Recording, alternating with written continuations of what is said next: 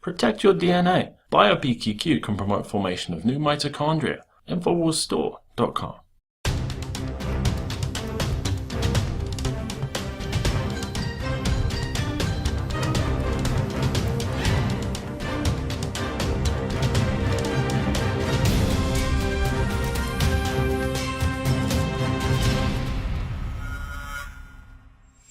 Welcome to the Infowars Nightly News. It is Tuesday, December 2nd, 2014, and I'm Ann McAdoo. Here are tonight's top stories.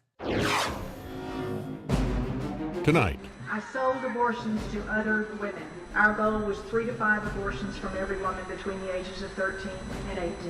And when Oathkeeper volunteers did what police refused to do, that is, protect life and property, the police ordered them to leave. Now they're challenging the unlawful order in court. All that and more on tonight's Infowars Nightly News.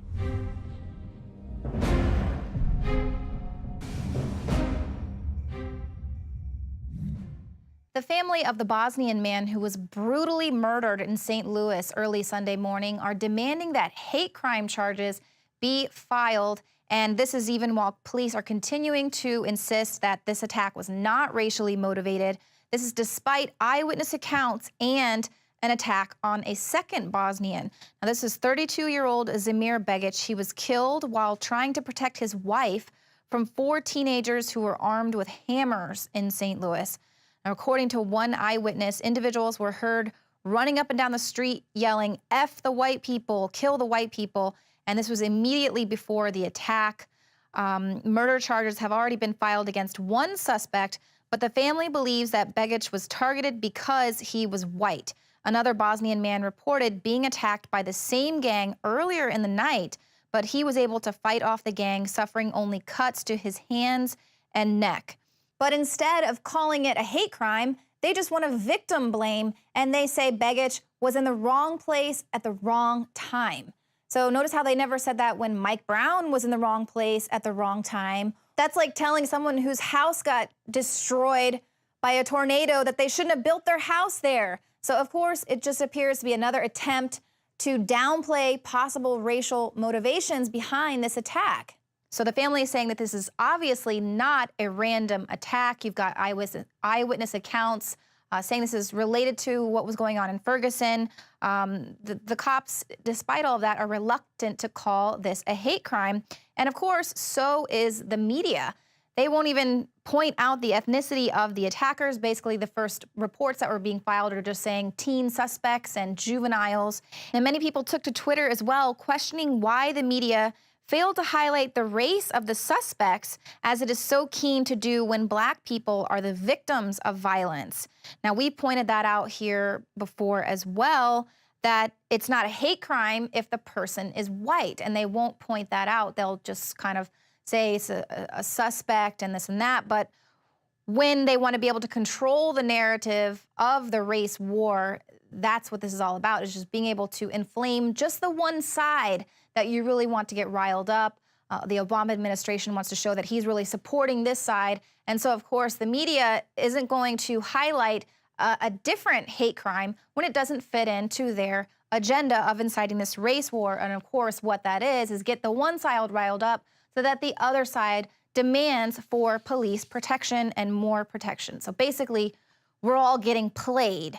Now, Ferguson police chief is saying that a lot of discussion is going around about whether or not to charge Brown's stepfather with inciting a riot. Now, he was caught on video last week screaming at protesters to burn this bleep down following the decision not to indict Officer Darren Wilson.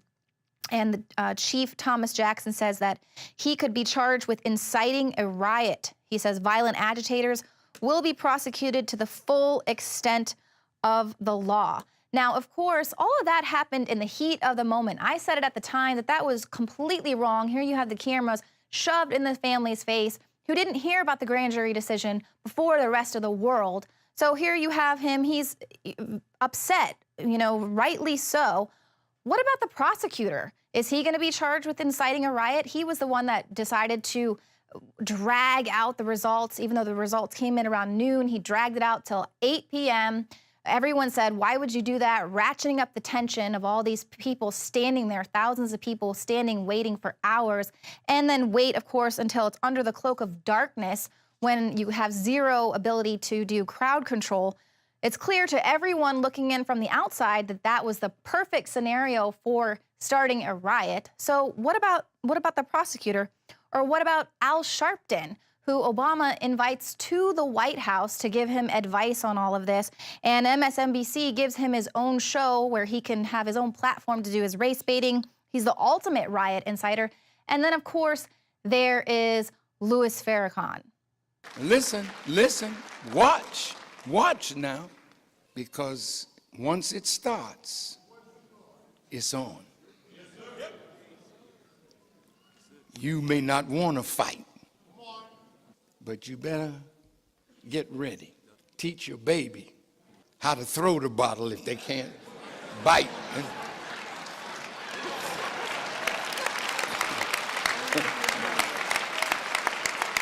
But no, they don't want to come after the people that are clearly stoking the fires of racial tension. They want to come after the people that are actually there helping to protect the people of Ferguson.